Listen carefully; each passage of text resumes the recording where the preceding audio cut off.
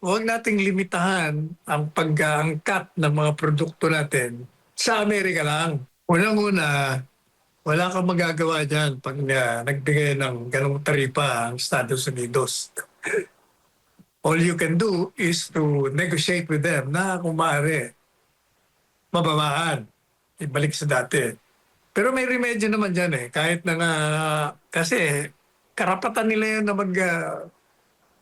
taas ng taripa, lalo pa sinasabi nila na apektuhan sila. Ang gawin natin, huwag nating limitahan ang pag-aangkat ng mga produkto natin sa Amerika lang. Hanapan natin ng ibang bansa na makakaangkat tayo para yung ating mga aangkatang lugar ay hindi lamang Amerika. Marami. Dito lang sa Asia, dami. Sa Europa. Yan ang remedyo dyan. Damihan natin ang production at humanap tayo ng mapaglalagyan, hindi lamang sa Amerika. Maganda sana, Attorney Sal, kung sa China, kaso nga lang po, may, din po, may issue din po yung ating bansa sa China.